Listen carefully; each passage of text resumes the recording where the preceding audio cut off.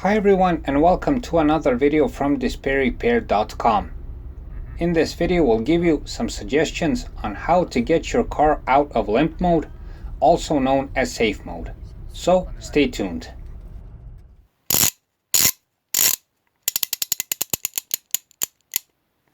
DispairRepair.com. Be sure to visit us at our website DispairRepair.com, where you can find more useful car and driving tips.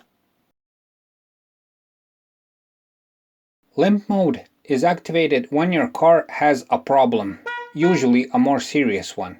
It is a safety feature on your car. It's activated when your car's computer detects a problem through various sensors and modules. In most cases, it means reduced engine revs, which leads to less power and sometimes switches off less important functions on your car. Before we start with the actual tips, just one very important thing regarding limp mode. Don't get scared. Limp mode often happens suddenly, although there are previous signs, and when it does, it can be an unpleasant experience. The usual signs that may happen well before limp mode kicks in are the check engine light, losses of engine power that last a couple of seconds, constant rough idle, periodic engine misfire, or else. A common scenario is that all of a sudden, in the middle of driving, the check engine light or other warning lights come up on the dash and your car loses power.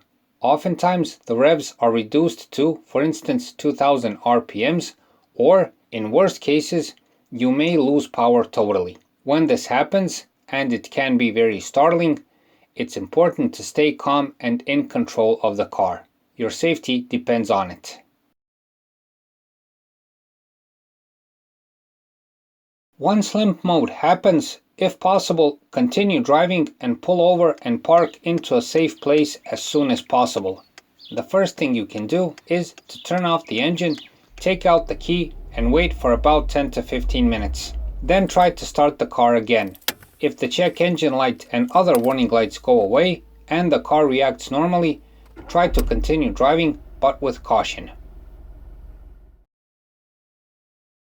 Next, try checking the engine fluids, as a low level can often trigger the limp mode. This goes double for cars with automatic transmission. If you have a car like this, be sure to check the transmission fluid level.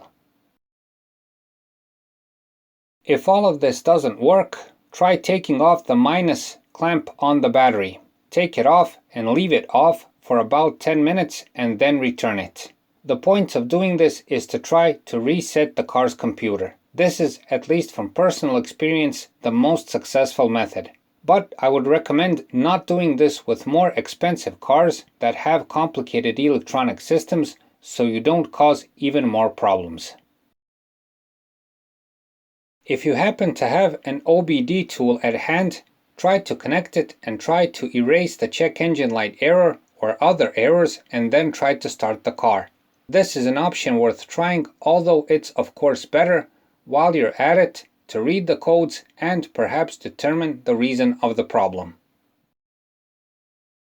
For the end, know that limp mode doesn't appear for nothing.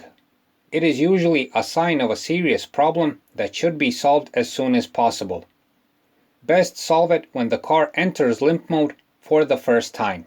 All that we have shown you is meant as a measure to get you out of trouble if your car, for instance, gets into limp mode on the road and you have to continue driving.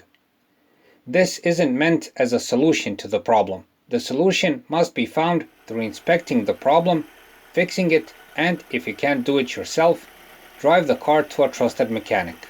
So that's it for this time. Please like and subscribe, it's a huge help for what we're doing. Thanks for watching and thanks for your time.